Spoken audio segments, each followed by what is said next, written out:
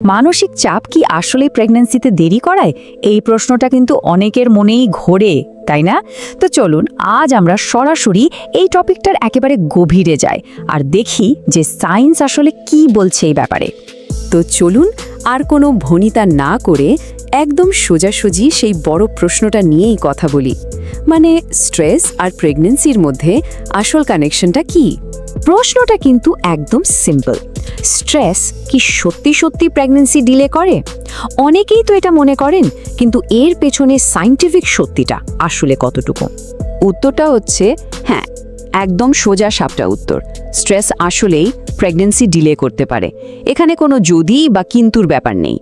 কিন্তু আসল প্রশ্নটা হলো কিভাবে, মানে ব্যাপারটা ঠিক কিভাবে কাজ করে। চলুন এবার সেটাই একটু ভেঙে দেখা যাক। আচ্ছা, তাহলে এবার আমরা দেখব এর পেছনের কারণটা। স্ট্রেসের কারণে আমাদের শরীরের ভেতরে ঠিক কি ঘটে, শরীর কিভাবে রিয়্যাক্ট করে, চলুন সেটাই জেনে নেওয়া যাক। ব্যাপারটাকে জানেন তো, একটা ডমিনো এফেক্টের মতো করে ভাবা যায়। মানে একটা ডমিনোকে টোকা দিলে যেমন বাকিগুলো পরপর পড়ে যায়, ঠিক সেরকমই অনেক বেশি স্ট্রেস নিলে আমাদের শরীরেও একটা চেইন রিয়াকশন শুরু হয়ে যায়। তো এই চেইন রিয়াকশনটা আসলে কি?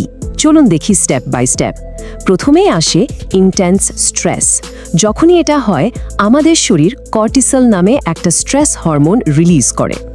এরপর এই কর্টিসল সোজা আমাদের ব্রেনের সেই পার্টটাকে সিগন্যাল দেয় যেটা রিপ্রোডাক্টিভ হরমোন কন্ট্রোল করে। আর এর ফলে হরমোনের যে একটা ডেলিকেট ব্যালেন্স থাকে সেটা একদম গন্ডগোল হয়ে যায়। হরমোনের ব্যালেন্স নষ্ট হয়ে যাওয়ার কারণে ৩ নম্বর ধাপে অভিউলেশন বা ডিম্বস্ফোটন হতে দেরি হয়। আর ফাইনালি অভিউলেশন যেহেতু দেরি করে হচ্ছে, তাই পিরিয়ডও পিছিয়ে যায়। দেখলেন তো কিভাবে একটা থেকে আরেকটা ঘটনা ঘটছে? কিন্তু আমরা যেই হরমোনের ব্যালেন্সের কথা বলছি, এটা আসলে কি জিনিস? ব্যাপারটা এভাবে ভাবুন, আমাদের শরীরের ভেতরে যেন একটা অর্কেস্ট্রা টিম আছে, আর প্রত্যেকটা হরমোন হলো এক একটা মিউজিক্যাল ইনস্ট্রুমেন্ট।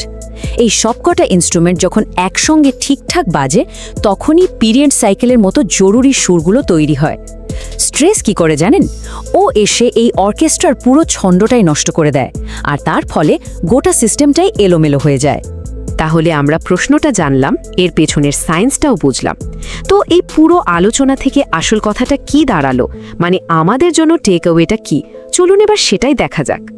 সব কথার শেষ কথা হলো, স্ট্রেস কন্ট্রোল করাটা কিন্তু ভীষণ জরুরি। কারণ আমরা এখন পরিষ্কারভাবে জানি যে স্ট্রেস কিভাবে আমাদের শরীরের নর্মাল রিদমটাকে নষ্ট করে দেয়।